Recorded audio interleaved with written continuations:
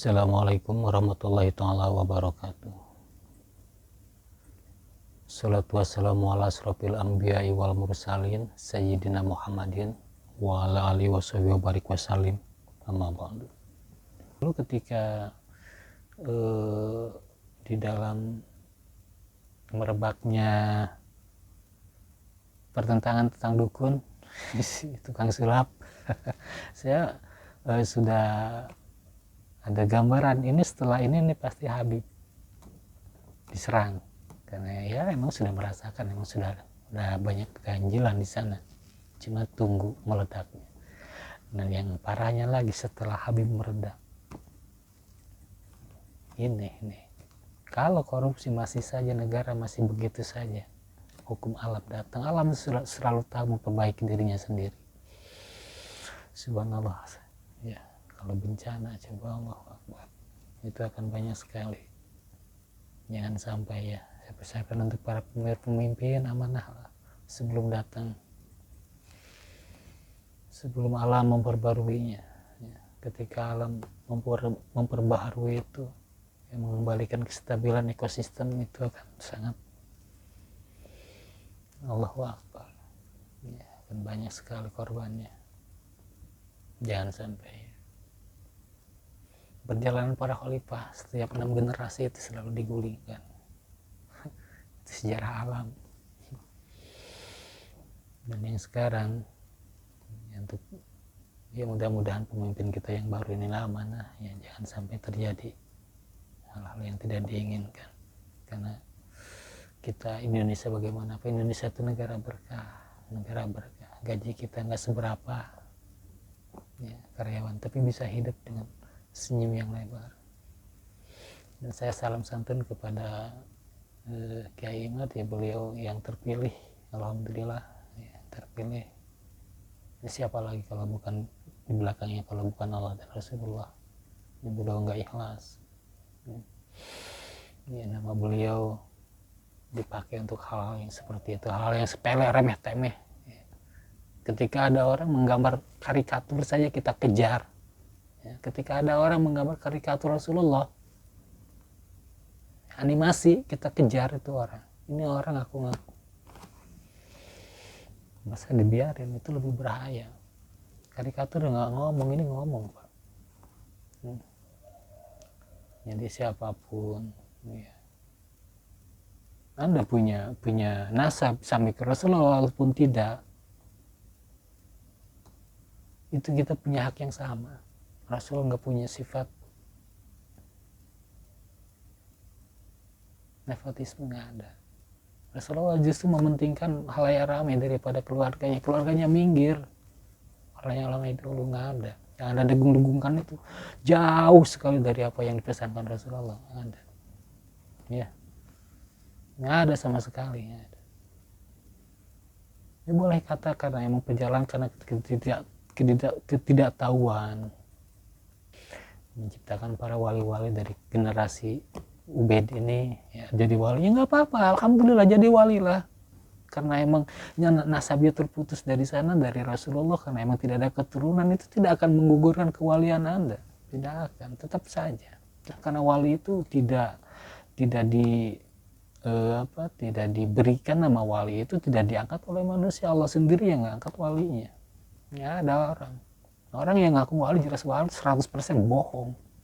Gelar wali itu bukan dari orang, Allah yang ngasih. Lihat dalam ayat Al-Quran, cari saja, saya nggak perlu bacakan ayatnya. Hanya Allah yang tahu siapa wali beliau, hanya Allah yang tahu siapa wali. Dan untuk para muhibbi, kalau benar cinta dengan Rasulmu, jadikan beliau panutan, jadikan Rasulullah sebagai contoh, jadikan beliau sebagai contoh, ikuti apa yang diajarkannya, jangan mengharap apa yang sering diperdagangkan, syafaat,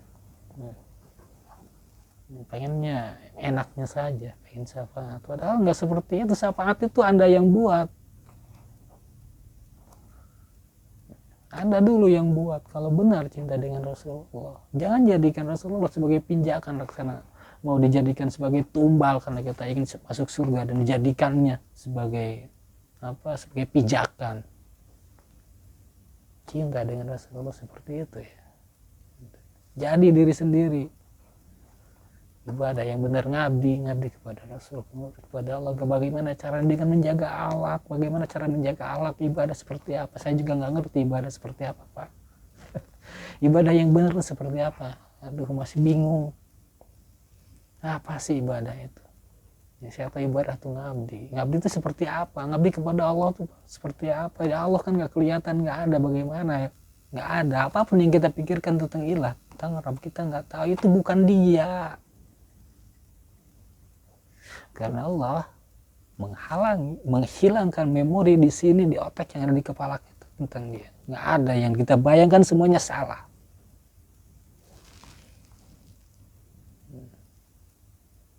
Lalu bagaimana cara mengenalnya? Kenali diri sendiri. Diri sendiri itu seperti apa? Ketika kita mengenal diri kita sendiri sama saja dengan mengenal Rabbnya. Jadi jangan diartikan seperti itu saja. Kita buka, misalnya ya seperti ini. Kita melihat seekor nyamuk saja nih, seekor nyamuk. Bagaimana nyamuk itu diciptakan kecil? Otaknya seperti apa? Kok bisa terbang? Kok dia bisa milih mana? Nah itu keajaiban seperti dengan alam yang luas ini, kok kenapa? Nah, itu baru kita bisa melihat, oh ternyata ada Rabb, ada penguasanya. Nah itulah, karena surga itu yang dianggap murah mahal, dirahasiakan. Surga itu menanti kita tuh, menanti. Itu bekas bapak kita tuh, bapak kita teledor dulu bapak kita teledor dulu sama ibu kita, ibu Hawa. Nah, akhirnya diusir, diturun, disuruh ibadah lagi di dunia. Akhirnya kita juga repot kan. Kalau saja dulu nggak makan bahol, ya mungkin kita di sana kosong tuh, nggak ada yang nempatin. Subhanallah, saya sangat bersedih sekali ya dengan fenomena. Ya, sebenarnya apapun yang kita perbuat itu akan kembali kepada kita, dan sesuatu yang dibuat dari sebuah kebohongan, maka kita harus menutupinya dengan kebohongan juga ke sana. Dan tidak ada kemungkaran yang langgeng. Namanya dunia itu panah, walaupun itu kebaikan tetap aja nggak langgeng. Cuma untuk orang baik, ketika kita terjatuh akan banyak batu pijakan. Nah, untuk yang jahat, ketika dia jatuh, habis semua. Sejarah orang-orang terkemuka, sejarah para khalifah dari dahulu, dari sejak setelah sahabat yang 4 ya, pembunuhan Umar, Ali, kemari khalifah itu semuanya lengsernya itu kekacauan dari dalam, kebanyakan nggak dari luar, dari dalam ya. Maka itu hati-hati yang seperti ini nih. Hati-hati, kita harus belajar dari sana. Jangan sampai menjadi persatuan kita di Indonesia yang sudah apik, yang rapi oleh para wali terdahulu ya. Wali Songo subhanallah sudah membuat satu buah metode yang sangat baik untuk keragaman kita. Jangan ditolak, jangan ditentang, jangan dinafikan untuk mereka orang-orang baru yang datang, yang berusaha mengusik. Kalau Anda mau dakwah seperti itu dan menggunakan kekuatan, aku seorang cucu Rasul, dakwah di Korea, Indonesia sudah aman. Dari dahulu sudah aman. Keislaman Indonesia sangat baik, orang Indonesia ramah-ramah.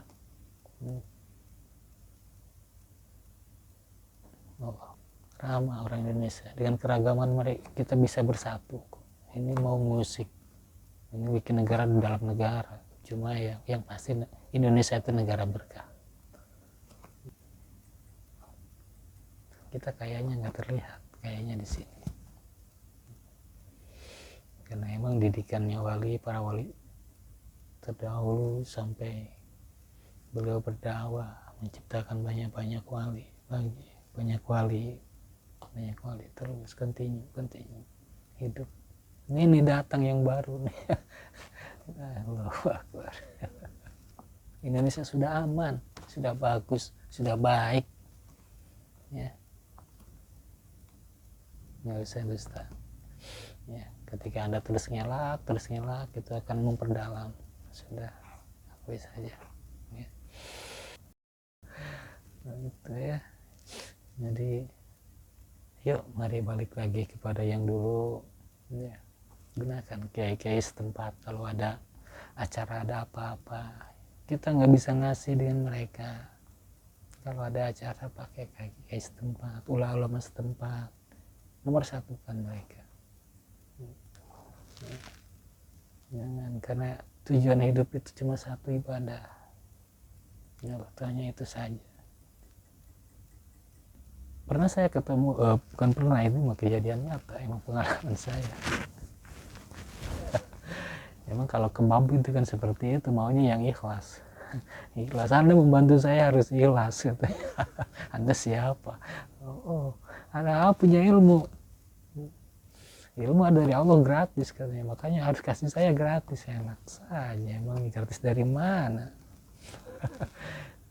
Itu perlu pengorbanan, Pak. Puasa, biaya nggak seberapa, luar biasa sekali yang dikeluarkan untuk bisa sampai ke sana itu dengan ujian cobaan yang subhanallah. Anda sebagai orang banyak uang, sebagai banyak duit, sudah nggak pantas bilang Allah yang akan mengganti. Allahnya yang mana? Harusnya Anda bangga dengan kekuasaan, dengan harta yang Anda punya, itu bisa jadi khatamnya Allah.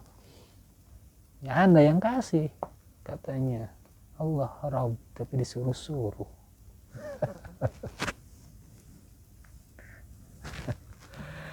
Allahu Akbar.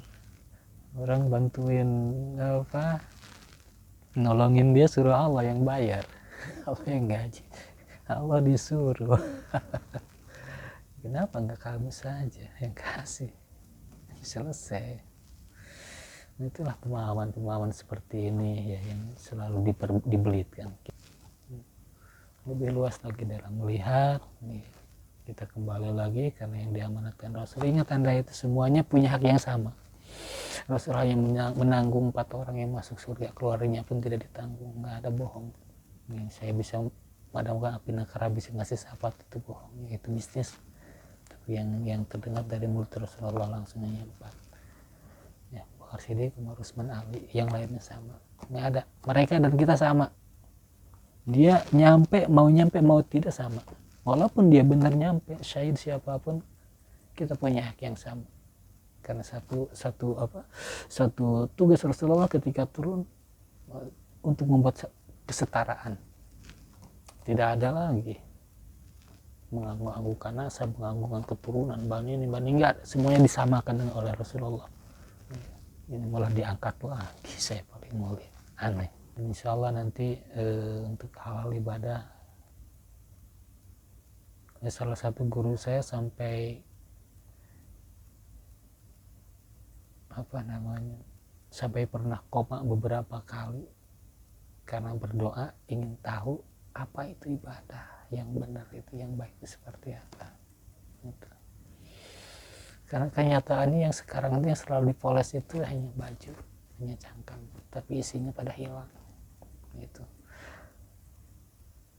Ketika menerangkan sholat, yang dibahas itu bagaimana bacanya, bagaimana ruku sujudnya, bagaimana syaratnya, ini itu hanya luarnya saja.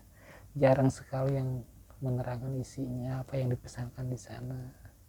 Kenapa sholat bisa jadi asas, bisa jadi fondasi. Kenapa sholat bisa hal yang ditanyakan, apa yang pertama kali ditanyakan, apa itu sholat. Itu yang isi-isinya itu sangat jarang sekali yang menerangkan ya, jadi kosong. Makanya ketika ada satu penghasut masuk itu kita sangat mudah sekali dimasukkan, karena yang biasa diaji itu yang hanya luarnya saja, isinya nggak ada, mungkin nggak ngerti juga ya, tapi emang udah sunnahnya dari sana ya. Udah harusnya begitu, udah sunnahnya begitu. Maka bagi mereka yang masih punya kesadaran, masih punya akhlak yang baik, iman yang kuat, ya bersyukurlah, jaga itu, rawat itu, ya tetap teruslah berbuat baik, karena itulah intinya ibadah. Perbuatan kita itulah ibadah kita ya. Perbuatan kita sehari-hari itulah ibadah kita. Kenapa? Nanti untuk bagaimana, tanyakan saja kalau ingin tahu sholat itu apa sih, kenapa bisa seperti itu, apa yang harus dikerjakan setelah sholat. Sholat itu bisa jadi asas, fondasi Coba lebih kita ada dalam Al-Quran pun ada lebih dari 200 kata Allah mengamanatkan untuk kita menggunakan akal pikiran kita untuk berpikir, jangan ngekor, pikir jadilah diri sendiri, karena itu amat Rasulullah. Kita mulia, semua orang mulia, nggak ada nasab-nasaban, nggak ada itu cuma nggak ada. Kalian semua mulia, setiap insan, setiap orang, setiap kepala punya hak yang sama, kewajiban yang sama, dengan tata yang sama. Ini hanya satu yang lebih mulia, yang lebih berharga, itu yang lebih mulia, yang lebih berharga, siapapun dia ada. Yang lebih mulia itu yang siapa? Yang takwa. Anak siapapun takwa nggak mulia di mata Allah, nggak ada. Walaupun keturunan Rasul, nggak takwa, nggak ada. Ya. Rasul nggak diwariskan, nggak ada nepotisme. Jikalau Anda para Muhyiddin setuju dengan apa yang dikhatbahkan, yang minus-minusnya ya, yang sering beredar di internet seperti itu daripada Habib ini, coba pikirkan betapa bahagianya nepotisme para pejabat yang menyediakan anak-anaknya untuk menempati posisinya berikut itu. Mereka sudah melakukan sunnah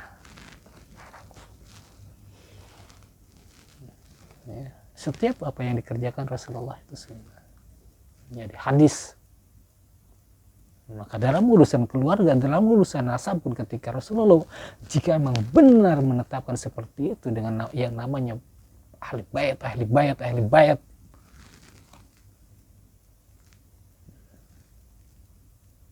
kalau benar seperti itu ya ahli bait, nih orang-orang ini nih, pejabat-pejabat yang nepotisme, mereka itu sudah melakukan amal baik.